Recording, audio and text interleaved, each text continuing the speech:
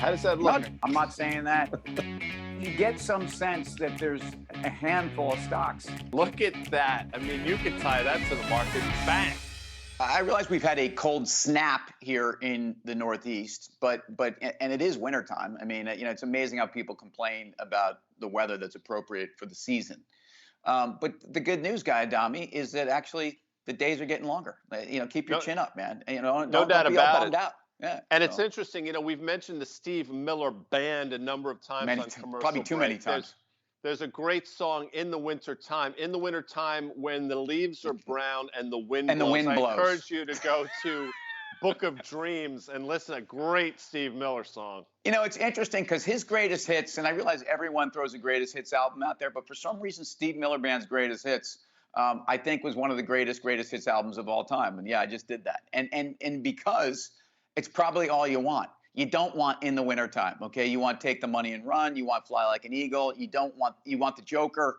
You don't want Abracadabra. By the way, when he did that Abracadabra, that might be up there with We Built the City on Rock and Roll as one of the worst songs of all time. But yes, Steve Miller Band. So it's funny because there's a lot of bands that have written about seasons. The song that, first of all, one of the most depressing songs of all time is Terry Jacks's Seasons in the Sun. We had joy, we had fun, we had seasons in the sun, but the wine in the song, like the seasons have all gone. How about that? Boom! So that is a great pull. I mean, my sense is, what's that great band out of, I want to say Berlin, that Berlin. Why can't I think of Berlin? No. They Scorpions. Winds of Change. Sing a song of Winds of Change. And if you weren't making me laugh, I'd be able to whistle right now. That's one of the great whistle intros, right up there with Patience by GNR. Billy Joel. That Billy Joel song. One of the great whistlers of all time. Yeah, we have people tuning out now left and right. All right, but that's a nice job. I will tell you this, by the way. One of the great underrated whistlers of all time was the late Ronnie Van Zant, of course, of Leonard Skinner fame. Some tremendous jobs in some of his songs. Anyway, please continue. Whistling has a place in rock and roll. Time of the Seasons by the Zombies, a great song. A song called Seasons by either Chris Cornell or Soundgarden. You mentioned Seasons, and I immediately think of my Saturday mornings when you watch Bugs Bunny, and invariably it would be Rabbit Season or Duck Season. And the great Mel Blanc, the man of 1,000 voices. I mean, he was Barney Rubble. Seasons, it is the winter season, spring's around the corner. But what's here right now is earnings season. And earnings season in the markets is always a very important time, sometimes made to be more important than it actually is. Do you in a world where we're struggling with this virus, we're struggling with Fed policy, we really have no idea where this economy is. We have supply chain disruptions. We have a world where there's inflation. Does the bottom-up information, really, of companies in the midst of all this macro matter right now? Or is it really about all this other stuff? I love what you did there. I think you would agree with this, earnings always matter, more so maybe now than ever, because companies are going to have to prove themselves in this environment. So on the eve of earnings seasons, which typically starts with Banks, not Elizabeth Banks, by the way, who is a genius. I encourage you to go see some of her work. Are you tagging her with genius? I mean, Yeah, I don't know how you got 100%. there. There's other things I would tag her with, but not genius. And I know she's also a big fan of commercial breaks, so I'll be careful what I say. Genius. Okay. Watch her work in Pitch Perfect if you want somebody that really just gets it, timing, the whole thing. Anyway. She was the girlfriend we all wanted in The Karate Kid, right? She was just right there for him. Well, you're not going to believe me. I know I say things like this. That's Elizabeth Shue, actually. Yeah, I think you're right. But I've never seen have never seen the movie. I don't believe you. I know. What did I say? What did I start that with? I said, you're not going to believe me. So Daniel Lawrence, played by Billy Zabka, yeah, I did that too, was one of the great bad guys, not villains, bad guys, mean guy in 80s movies. In fact, in Back to School with Rodney Dangerfield, a movie called One of the Guys, where he was a bad guy. I think he was the obnoxious boyfriend in one of those vacations. Cobra Kai has been one of the great series on Netflix because of the legacy of Karate Kid. So you probably watched Cobra Kai. I don't know how you couldn't have watched Karate Kid. I haven't seen that either. I'd throw you. You give me a Cobra Kai, I'll throw you a Biff Tannen of Back to the Future fame.